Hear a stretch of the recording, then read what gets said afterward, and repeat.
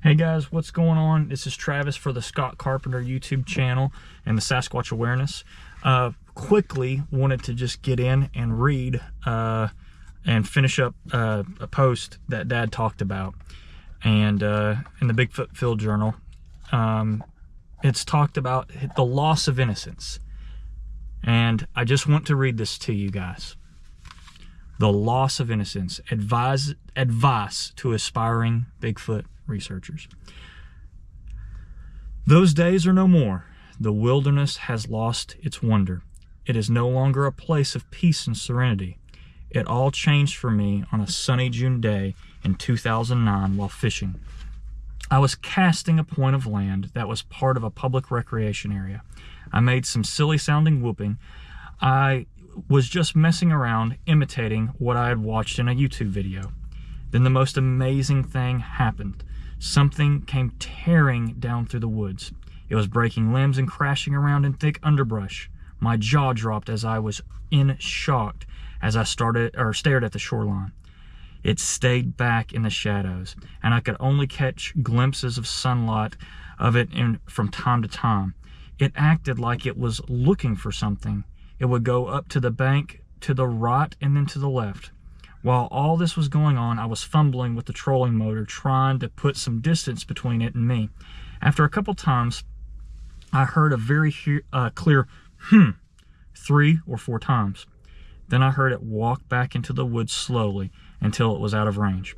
It took me several minutes to compose myself as I sat down in the bottom of my fishing boat. This event would change everything. I had to find out what had made that noise. Even though I had a sighting when I was a child, this event was the catalyst. This event started me on this journey, this quest for truth. Over the past 3 years, I have seen and experienced things that are unbelievable. The average person has no idea what is going on in the wilderness. I can no longer go into the woods in a state of ignorant bliss and just enjoy it. I know what is out there. I know what is watching and lurking in the shadows. I do still enjoy being out, but it's different now. It's hard to explain to those who have never experienced, but the Bigfoot know that you know, and this changes everything. I have a difficult time deer hunting because of the interference of the Bigfoot. I go on family outings in the national park with relatives that have no clue about Bigfoot, or that I research, and we all hear strange sounds or encounters of odd smells. I cannot explain this, but some people are what I call marked by the Bigfoot. No matter where you go, if there are Bigfoot in the area, they will find you, and they will make themselves known to you. On average, it takes a couple days in an area for the quote-unquote locals to find you. Then all the odd stuff begins to happen. My loss of innocence is compounded when you throw in the other cryptids that have shown up. I have heard many rumors about the Dogman until I captured it on video and then later made direct eye contact with one. I was not looking for them and definitely did not want to see one.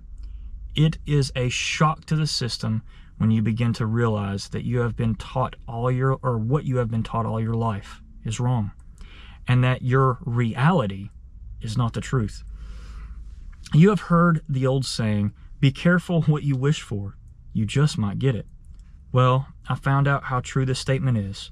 To be honest, I am still adjusting to this new reality. Gone are the days when the woods were a place of solitude, peace, and wonder. It is now a place where monsters live, and they do not respect your reality. I get several requests from people all the time. Where can I go see a Bigfoot? What can I do to have an encounter? And I want to know the truth about them. My question would be, are you sure that is really what you want? The truth. It's a very sharp, double-edged sword, and there is no respecter of persons or your belief system. I am bursting many bubbles lately when I talk to people. My advice now comes with stern warnings about being cautious, going armed, never going into the woods alone. Do not take your children with you. If you're a woman, be extra careful. I can hear the disbelief in the voices of those hearing this for the first time. Those who think, like I once did, the benevolent keeper of the forest is not always so benevolent, and he is not the only cryptid out there. This is my advice, or better, my warning to those who want to research Bigfoot or find the truth. Find another hobby. This is not what you think it is. If you still insist, then be ready for a shock to your belief system. Be ready to throw out everything you think you know. When you think it can't get any weirder, it will. And there are very few people who you can tell or talk to about this. You will be called a crackpot, crazy, insane, out of touch with reality, idiot. And these are just the ones that I can repeat. You will experience things you cannot record on film or produce evidence of. You will be frustrated constantly by camera malfunctions, blob squatches, and noises you plainly heard, but your equipment did not pick up. There are also unintended consequences of research. Home visitations. Yes, in many cases, they will follow you home. Do not ask how or why, I just know. Then your friends and family will really think you're a lunatic. Finally, I have one more warning to give you. With knowing the truth comes responsibility.